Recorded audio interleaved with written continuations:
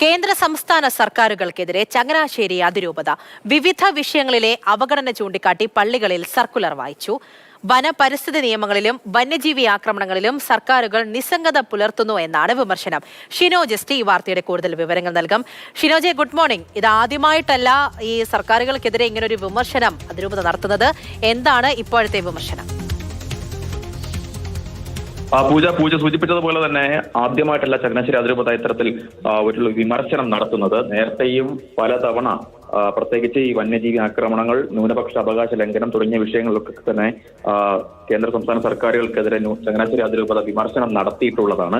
എന്നാൽ ഇത്തരത്തിൽ ഇടവകകളിലൊക്കെ തന്നെ സർക്കുലർ വായിക്കുന്ന തരത്തിലൊരു പ്രതിഷേധത്തിലേക്ക് കാര്യങ്ങൾ പോകുന്നു എന്നതാണ് ഏറ്റവും പ്രധാനപ്പെട്ട കാര്യം എന്ന് പറയുന്നത്. ഇന്ന് രാവിലെ എല്ലാ ഇടവകളിലും, ചങ്ങനാശ്ശേരി അതിരൂപതയിൽപ്പെട്ട എല്ലാ ഇടവകളിലും ഈ സർക്കുലർ വായിച്ചു. മാർ തോമസ് തറയിൽ പുറത്തിറക്കിയ സർക്കുലറാണ് ഇന്ന് രാവിലെ വായിച്ചത്. ഈ സർക്കുലർ പറയുന്ന പ്രധാനപ്പെട്ട കാര്യങ്ങൾ എന്ന് പറയുന്നത് ഈ വന്യജീവി ആക്രമണം ബന്ധപ്പെട്ട കാര്യങ്ങളിൽ സംസ്ഥാന സർക്കാരും കേന്ദ്ര സർക്കാരും നിസ്സംഗത പുലർത്തുന്നു. വോട്ട് ബാങ്ക് രാഷ്ട്രീയത്തിന്റെ കണ്ണിലൂടെ ഈ ചങ്ങനാശ്ശേരി അതിരൂപതയെ കാലങ്ങളായി കാണുന്നു തുടങ്ങിയ കാര്യങ്ങളാണ് ഇത് പറയുന്നത്. മാത്രമല്ല, ഈ ന്യൂനപക്ഷ അവകാശ ലംഘനവുമായി ബന്ധപ്പെട്ട കാര്യങ്ങളിൽ ജസ്റ്റിസ് JB കോശി റിപ്പോർട്ട് പുറത്തുവിടുന്നതുമായി ബന്ധപ്പെട്ട കാര്യങ്ങളൊക്കെ തന്നെ വലിയൊരു അവഗണന ഈ സഭയ്ക്ക് നേരെ ഉണ്ടാകുന്നു തുടങ്ങിയ കാര്യങ്ങളൊക്കെ തന്നെയാണ് ഈ സർക്കുലറിൽ പറയുന്നത്. എന്തായാലും അടുത്ത ഞായറാഴ്ച ഇതുമായി ബന്ധപ്പെട്ട കാര്യങ്ങളൊക്കെ ചേർത്ത് വെച്ചുകൊണ്ട് 15-ാം തീയതി മങ്കൊമ്പിൽ നിന്ന് ചങ്ങനാശ്ശേരി SD കോളേജിലേക്ക് ഒരു മാർച്ച്, വലിയ രീതിയിലുള്ള മാർച്ച് സഭ പ്രഖ്യാപിച്ചിരിക്കുകയാണ്. എന്തായാലും ആ മാർച്ചിൽ എന്തൊക്കെ കാര്യങ്ങളാണ് ഇത്തരത്തിൽ ഈ പ്രതിഷേധവുമായി ബന്ധപ്പെട്ട് സഭയുടെ ഭാഗത്ത് നിന്ന് ഉണ്ടാകുന്നതെന്നും ഏറ്റവും ശ്രദ്ധേയമായ കാര്യമാണ്.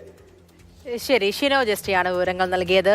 വിമർശനം ഉന്നയിക്കുന്നു, പ്രതിഷേധത്തിലൊക്കെ കടക്കുകയാണ് അതിരൂപത. ഈ പറഞ്ഞതുപോലെ തന്നെ ആദ്യമായിട്ടല്ല ഇങ്ങനെ ജനങ്ങൾ അഭിമുഖീകരിക്കുന്ന ഓരോ പ്രശ്നങ്ങൾ ചൂണ്ടിക്കാട്ടിക്കൊണ്ട് സർക്കാരുകൾക്കെതിരെ, കേന്ദ്ര സംസ്ഥാന സർക്കാരുകൾക്കെതിരെ അതിരൂപത മുന്നിലേക്ക് വരുന്നത്. ആ വിമർശനം വീണ്ടും ആവർത്തിക്കുകയാണ്.